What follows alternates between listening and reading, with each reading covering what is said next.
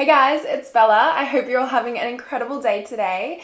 In today's video, we're going to be covering another Mystery Monday case, but before we do, I want to thank today's sponsor, June's Journey, for sponsoring this video. June's Journey is a free-to-download mobile phone game, and I think a lot of you guys would really enjoy it like I do because it's a murder mystery game. It's set in the 1920s, and you basically have to find little objects or clues in these really beautifully set scenes, and each clue that you find takes you deeper into this mystery, with the end goal of trying to solve the murder of June's sister. And there's also a part of the game where you get to like decorate your own little space, which I love because I always love getting to decorate my own spaces and like doing my own little thing, putting my own little twist on something. I just love decorating, to be honest. The game has a really interesting storyline, but it's also super relaxing to play, which is why I love playing it when I'm in bed or having a bath or just when I need to relax and tell my mind to chill out for a second, honestly. And while being super relaxing, it also helps to lightly challenge your brain and helps to keep you sharp and your mind fresh, which I love. So it's really great if you need to take a break but you still want to stay switched on and stay alert. If you guys are interested in giving the game a go, then I will leave all of the information and the link to download in the description down below. Please let me know how you guys go if you enjoy it, and let's go ahead and get into today's case. In today's video, we're going to be talking about the disappearance of Lindy Sue Biechler, and this is a case that has gone unsolved for the past 45 years. Lindy Sue Little was born on the 31st of January in 1956 to Eleanor Giese and Wayne Little. Her parents separated while she was still young, and Lindy continued to live with her mother growing up while her father remarried and had another child named Mike Little some decade after Lindy was born. And Mike is actually very passionate about his half-sister's case and fighting for justice for Lindy.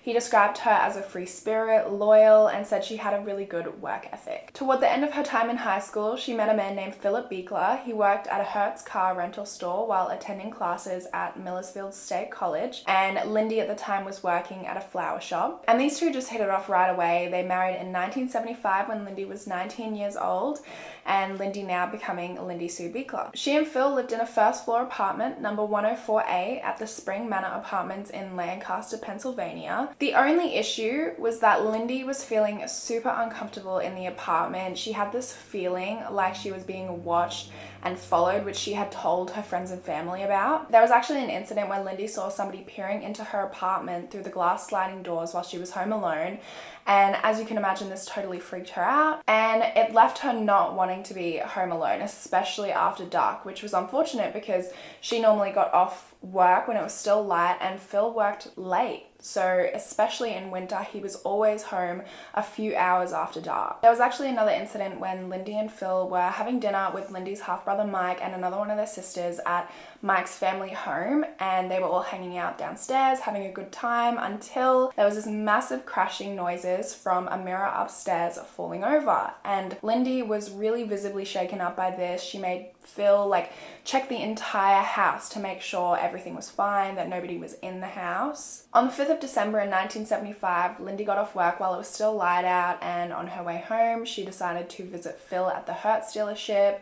She then stopped by the Millersville shopping center to get her groceries before heading home. She got home at around 7:15 p.m. and she had to take the groceries in, which likely would have taken her 2 trips. After that, she was going to be home alone for the rest of the night, but her friends and family knew how uncomfortable that made her. So her Uncle Mel and her Aunt Celeste decided to invite her to go to a basketball game with them that they were taking their children to. They got to the house at around 8:45 p.m. and when they got there, Celeste went up to the apartment to go and get Lindy, which is when she noticed the front door was unlocked, which was obviously a massive red flag. The first thing Celeste noticed upon entering the apartment was that in the lounge room there was a lamp turned over, and she didn't hear any movement in the apartment. She was still looking for Lindy, calling out her name, which is when she found her in the kitchen, fully clothed, facing upward with a butcher's knife sticking out of her neck. Celeste immediately called 911 and the police arrived shortly after, and upon entering the apartment, they immediately knew that they were dealing with a murder. They contacted Phil to let him know what was happening, as well as Lindy's parents, and Lindy's father actually had to be restrained because he became so violently distressed at hearing the news of his daughter's murder. Immediately, police began to investigate the scene of the crime. There was nothing missing from the apartment, nothing seemed to be messed with, with, so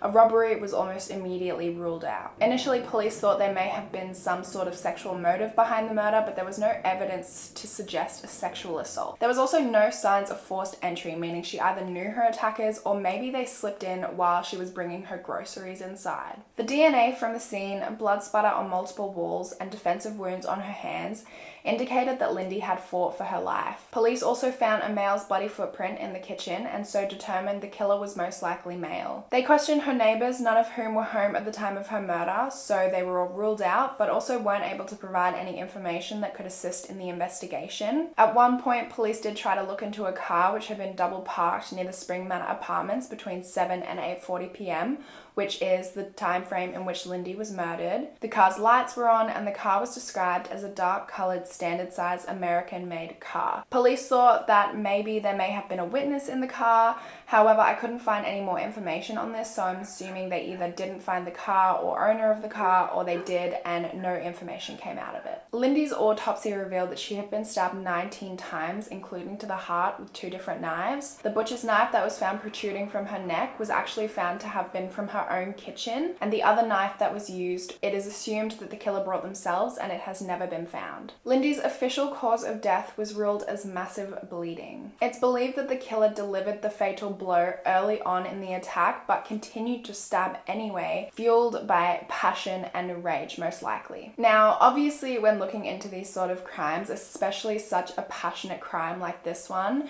police are going to look at the people who are closest to the victim. They looked into her friends, family, co-workers, and paid close attention to her husband, Phil. He was at work at the time the attack took place, but there were no other concrete motives, suspects, or leads. He was ruled out as a suspect, though police still had little to go on. By the 7th of February, they had interviewed between 250 and 300 people, however, did not manage to turn up any leads. 4 months after Lindy's murder, another woman, 43-year-old Mary Shenson, was murdered, being stabbed dozens of times. This happened only around 25 kilometers away from where Lindy was murdered, and the way in which the 2 women were killed was almost identical, so the police immediately saw the connection between the 2 cases. However, in Mary's case, a 36-year-old man named Kenneth Dale Arndt was sentenced to life in prison for the murder of Mary, and he was ruled out as a suspect in Lindy's case. The case began to go cold with no leads, no suspects, no possible motives. And then on the 26th of December in 1976, around the 1-year anniversary of Lindy's death, her family went to visit her grave at the cemetery behind a local Methodist church. When they arrived at the grave, they found that her gravestone had been covered in red paint, it had been chipped. It was likely that a sharp instrument, like a knife, was used to slash and chip at the stone. Hers was also the only gravestone that had been vandalized, and police did their best to investigate, but unfortunately came up empty-handed. A few weeks later, in January of 1977, the Manor Township Police received an anonymous letter marked urgent, addressed to Chief Donald Shearer. The 2-page letter was a mix of hand-printed and cursive writing and was written in 2 parts. One part from somebody who claimed to be the killer, and the second part from somebody who claimed to be a friend of the killer named Janice Crum. Police, however, believe that the same person wrote both parts of the letter, and police did investigate this Janice Crum character, and they found a woman by that name living in the area, but nobody that could be connected to the case. This is what the letter said. "Hi Sheila. Just eats up your heart knowing you haven't caught me yet. Still around, Lindy's marker on her grave just turned me on like she did. And the way she looked all bloody, like the paint on her marker, the scratch and nick marks represent the knife stabs. Count them. You wondered if the guy at the gas station in Mountville was related to Biechler's murder. Forget it, man. No way. I'll tell you what, Chief Pig. You print this letter in the paper, along with a picture, in Friday night's Lancaster paper and Saturday morning's paper, and I might confess when I get off my trip. You see, the world owes me a living. Maybe I give you a few hints who I am. Got busted once for drugs a few years back. Live in West End of Lancaster suburbs. I am 5'10" tall, 205 pounds fat, and beautiful, and capable of killing again without knowing it. December 5th, 1975 was under the stupor of amphetamines like right now. Well-educated man in the community, single, good job, but God, please Chief, help me. I'm losing my mind. Help me before I kill again. The headaches kill me every time it aches. The drugs only calm it temporarily. Will God forgive me? Please print this, Chief, in the paper so I know you got it. Then I will write you again. God, I need a priest. What have I done? Help me please. P.S. Chief Sheila, my friend has confessed to the killing of Lindy Sue Biechler. As God is my witness, do as he asks. Print this letter on the front page. I am not aware of his intentions right now, but contemplating murder is not his intentions. He is mentally sick. When the letter appears, then he will turn himself in. He described the relationship he and Lindy had before he killed her. He only realizes it now. When you're on drugs, you're not responsible for your actions. Please, he is asleep now. That's why I finished the letter. All I can tell you, my friend frequents Manor Shopping Centre in the evenings and the fields around it, mostly weeknights. He will contact you very soon, and oh, when he does, please bring a Catholic priest to the police station. Signed, Janice Crum. Despite the author of the letter asking police to publish the letter in the Friday paper and the Saturday paper, police decided not to do so as they had a few suspects at the time, none of whom they believed would have sent this letter. Now, some people have pointed out the similarities between this letter and the letters of the Zodiac Killer. And if you guys don't know who the Zodiac Killer, they are a very well-known serial killer from the 1960s to 1970s. This individual was confirmed to have murdered 5 people in California during this time. However, the killer claims to have killed 27 people, which they profess themselves in their letters. Anyway, like I said, some people did compare the two murderers and thought that maybe the Zodiac Killer had come out of the woodworks after a few years off to kill again. Both letters contain similar quirks like spelling mistakes, random capitalizations, calling the authorities pigs, bragging about their murders and taunting law enforcement, threatening violence and victims if their letters weren't published, and also signing off their letters using aliases.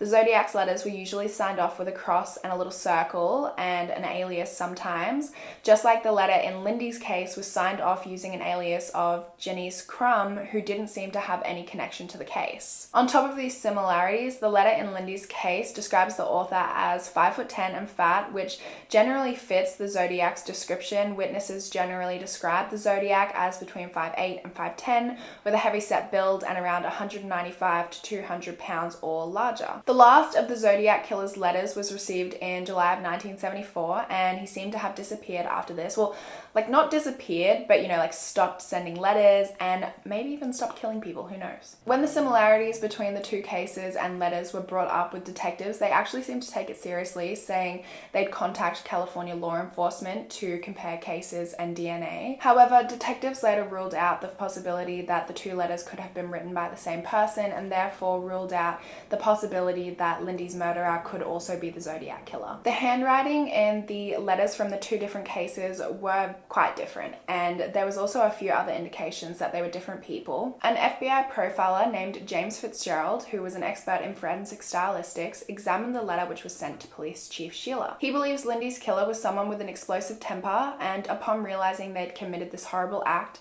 they would have either taken a nosedive in their life or become heavily devoted to their job, religion, or family. He said that he believes the letter was written to mislead the police and maybe distract them from whatever lead they were looking at the time. He also believes that the letter was written by one person, not two people, as the author of the letter would try to have police believe. He said the writer is left-handed, and he also believes that they are either a female or somebody struggling with their sexual identity. He says that women usually write as observers, which is exactly how the second part, the PS part of the letter, was written. And he also said that in 1975 it was extremely rare for a man to describe themselves as beautiful. Now, police are pretty intent on the fact that Lindy's killer is a male for a number of reasons, including the bloody footprint that was found in the kitchen. So he thinks it's unlikely that the killer is the person who wrote the letter. However, that's not to say that they weren't involved. They could have been mastermind behind the whole thing. Maybe they had a role in the murder themselves, or maybe they were just at the scene of the crime. Fitzgerald said that all three things, the letter, the murder, and the vandalism, could be connected. However, he definitely believes at least two are connected, because it just seems super unlikely that one person murdered her, a separate person vandalized her grave, and then another third separate person wrote this letter into police. Also, another thing to note is that the entirety of this letter was actually not released by police to the public until the 25th anniversary of Lindy's death on the 5th of December in the year 2000, and the original letter was actually lost without any physical evidence having been obtained before it was lost. On the 30th of October in 1982, police started looking into a mass murderer named Gerald Eugene Starno in connection with Lindy's murder. Starno was arrested in April in Florida and claimed responsibility for murdering at least 37 women. His father lived in East Hempfield Township at the time of the murder, so police circulated a photo of him. However, nobody in the area where Lindy was murdered could identify him. And by the 4th of January in 1982, police officially ruled him out as a suspect. On the 18th of January in 1984, the district's attorney's office paid $2,000 to have 2 psychics evaluate Lindy's case. The psychics said that it was their impression that Lindy's murderer had a tattoo on his arm. He was olive skin, dark hair, and dark eyes. Detectives believed the man they were trying to describe was a man named Mark Capilupo. He was 18 years old at the time of Lindy's murder and had been convicted of multiple other violent sexual acts. He was convicted of stabbing his victims with a screwdriver, tying them up with their own clothes, and even trying to run them over with his own car. However, in an attempt to escape prison in July of 1976, he was shot and killed. He was also ruled out as a suspect in Lindy's murder as he was confirmed to be working at the time. In the year 2000, District Attorney Donald Totaro initiated a task force to investigate Lindy's case without much movement, unfortunately. In June of 2006, Lindy's case caught the attention of Video CQ Society, which is a volunteer group of 50 crime experts, forensic scientists, profilers, former law enforcement agencies, etc., that meet monthly to hear unsolved cases and offer new insights to investigators. The group collaborates with law enforcement agencies on 12 different cold cases per year. Lancaster County detectives Joe Giese and Pete Savage presented all of the information they had from the murder details, leads they followed, interviews, evidence, and what they believed the motive was, which is something that has never been released publicly. Following this hearing, authorities said that there were certain persons of interest that they wanted to look into and that things were starting to look up for the case. In December of 2007, Lindy's brother Mike Little began talking to Vince Mirac, brother of Christy Mirac. Both lost their sisters to violent, unsolved murders and decided to put up a billboard overlooking a highway. It was a photo of the 2 girls with a big message saying, "Do you know who murdered us?" This billboard was supposed to stay out for only 30 days, but Donovan Advertising decided to keep it up for an additional 10 days at no cost. It did drum up some attention. Local news stations began to run the stories on the 2 cases, which unfortunately didn't bring any leads at the time. Christy Mark's case, however, has since been solved thanks to DNA evidence after 27 years, which is incredible, and it definitely gave investigators and Mike some hope for Lindy's case. On the 26th of June in 2018, police charged a man named Raymond Rowe with the rape and murder of Christy Mirac, who was killed in December of 1992. On the 5th of December in 2019, so pretty recently actually, investigators released 2 images generated from DNA at the murder scene of what the killer may have looked like at age 25 and 65. This new DNA evidence can apparently be traced to DNA evidence from semen found in Lindy's underwear. I know I mentioned earlier there was no signs of sexual assault, and still I haven't seen any mention of sexual assault, but the fact that the DNA they used was semen found in Lindy's underwear